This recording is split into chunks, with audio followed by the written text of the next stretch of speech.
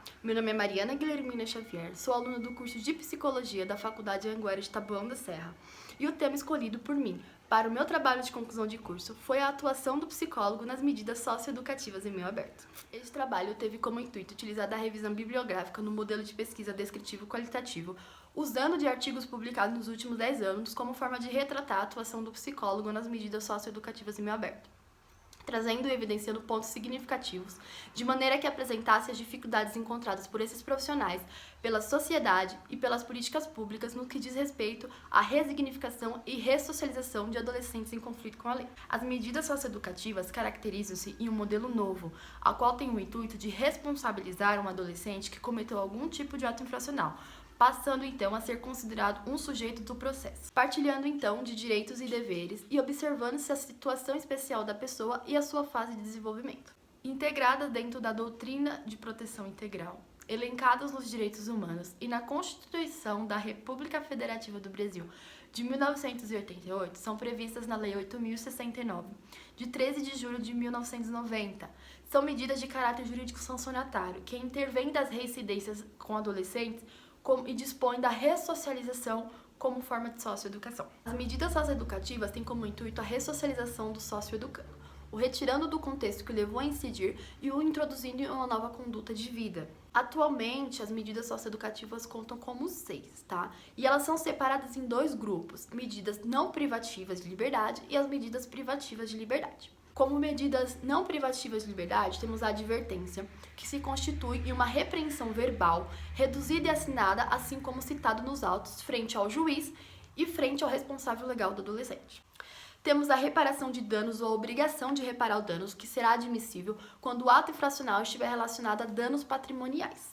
Temos a PSC, que é a prestação de serviço à comunidade, que constitui-se na realização de tarefas gratuitas de utilidade pública, que não deve exceder um prazo mínimo de 6 meses e que deve ser realizado em âmbitos públicos, por exemplo, escolas, hospitais, centros assistenciais, etc. E por último, a gente tem a liberdade assistida, que é a LA, que substituiu a liberdade vigiada, que era citada na legislação menorista.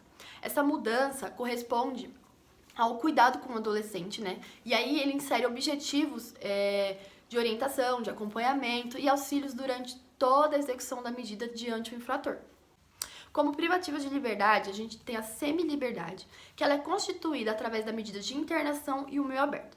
Nesse caso, se tem a privação parcial do infrator que tenha cometido algum tipo de ato infracional considerado grave pela justiça. A medida de internação ela é tida como uma das medidas socioeducativas mais graves, em decorrência ao seu grau de interferência no que se diz respeito à liberdade individual do infrator. A internação nada mais é do que a privação da liberdade em instituições atribuídas para adolescentes e casos mais extremos, semelhantes àqueles locais prisionais para adultos. No segundo capítulo, eu abordei o CREAS e a atuação do psicólogo nas medidas socioeducativas em meio aberto. O CREAS ele é o Centro de Referência de Assistência Social, um equipamento público dentro da política de assistência social. Ele atende famílias ou indivíduos que tiveram seus direitos violados ou que estão em vulnerabilidade e risco social. Dentre os profissionais que compõem a equipe multiprofissional de um CREAS, a gente tem o psicólogo, que o seu papel é executado através dos princípios éticos e morais, estabelecidos pelo Código de Ética Profissional do Psicólogo, o CRP. Entende-se então que o atendimento psicológico para adolescentes que cumprem medida socioeducativa parte do processo de acolhimento e escuta. O psicólogo necessita considerar o ato infracional a partir de uma visão de contexto complexo. Qual medida socioeducativa tem o papel de responsabilizar o infrator e garantir que haja uma mudança subjetiva. No terceiro capítulo, eu abordei o papel do psicólogo no processo de ressocialização. O trabalho que é realizado pelo profissional da psicologia frente à demanda de atendimentos a adolescentes que cumprem a medida socioeducativa se funda através do Estatuto da Criança e do Adolescente, o ECA.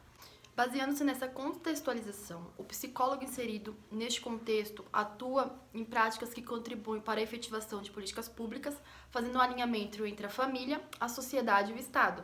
Portanto, o papel do psicólogo com adolescentes em conflito com a lei é voltado pela busca da reinserção social, de forma que esses profissionais passem a criar práticas que alavanquem a convivência e dão uma dimensão coletiva, como desenvolver valores que liguem a sua construção com a cidadania, cooperação e respeito, dando a esse adolescente o papel de se responsabilizar pelos seus atos e suas escolhas.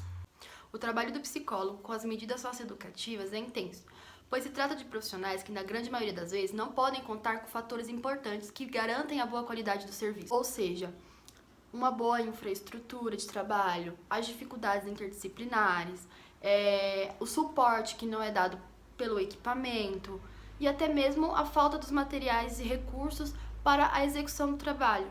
Ao inserir o psicólogo nesses cenários para que ele possa desenvolver e apresentar suas capacidades profissionais ou até mesmo suas dificuldades, quando eles estão ali atuando, eles contam com vias dificultosas de trabalho, uma vez que as condições são bastante precárias, limitando de forma direta ou indireta a ação. E aí deixar claras a precariedade que é o sistema socioeducativo no Brasil.